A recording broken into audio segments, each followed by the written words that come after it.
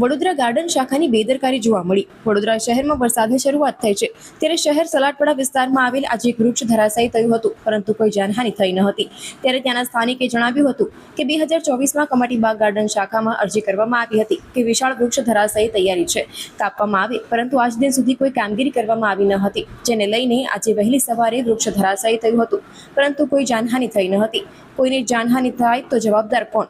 Vadodara garden શાખાને ઝાડ કાપવા માટે અવારનવાર રજૂઆત કરવામાં આવી હતી, પણ કોઈ કારણસર બહાના કાઢી ઝાડ કાપવામાં ન આવ્યું, જેને લઈને તેવા આક્ષેપો સ્થાનિકે કર્યા છે। સલાટવાળા વનીકરની પાકા ડોડિયા બિલ્ડિંગ સામે ઝાડની અરજી આપણે 2024માં બી આપણે છાંટવા માટે એમને આપેલી હતી, તો બી છતાં એમને કામગીરી ના કરી અને છેલ્લા આ 26માં બી મેં એમને 1 મહિના અગાઉ એમને અરજી આપી નિલેશભાઈને, બરાબર, સુકડિયા સાહેબને આપી। સુકડિયા સાહેબના ઉપરી માણસને બી મેં જણાવવામાં આવ્યું કે ભાઈ આ પડવા જેવું છે તો અને છાંટીને જાઓ ને વેટ બેલેન્સિંગ વધારે થઈ ગયું છે, બરાબર, તો બી છતાં એમને મેં 10 વાર ફોન માર્યો કે કામગીરી બહુ છે, ઇવીએન છે, આમ છે તેમ છે બધું કહેતા, તો બી છતાં મેં આપણે કોઈનું ખોટું નથી કરવાનું, એ લોકો સાહેબને બી કામગીરી હોય, ભાજપના જે બી નેતા હોય કોઈની કામ, મેં અત્યાર સુધી ના કોઈ કોર્પોરેટરને કહેવા ગયો ના કમિશનરને કહેવા, કંઈ નહીં, કે ભાઈ એ માણસોની જવાબદારી છે, એ લોકો અહીંયા સર્વિસ નોકરી એમને ચાલુ છે તો એ લોકો કરે છે કામ, તો આપણે એમને કોઈને દબાણથી કે કોના એનાથી કામ આપણને નથી કરવાનું, બરાબર છે, કે ભાઈ કોર્પોરેટરને કહીએ કે ભાઈ તું કરી આપ, પેલા કમિશનર સાહેબને કે ભાઈ તમે કરી આપ, એ આપણને કોઈને કહેવાની જરૂર નથી। આપણે તો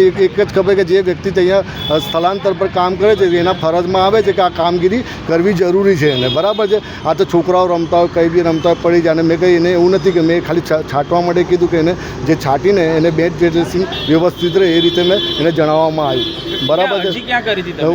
ગાર્ડન શાખા કમાટીબાગમાં મેં અરજી કરી છે, હા 2024માં છે, હા નહીં 2024માં બી કરી, હમણાં બી મેં કહ્યું છે, એનું કંઈ બી કાર્યવાહી કરવામાં આવી નથી હમણાં સુધી। હવે કોઈ ઘટના બની હોય તો જવાબદાર કોણ? જવાબદાર સરકાર જ રહે ને સાહેબ, જે કામગીરી ના કરતા હોય તો એમને જે થાય ને, બીજું કોનું આવે? શું નામ તમારું?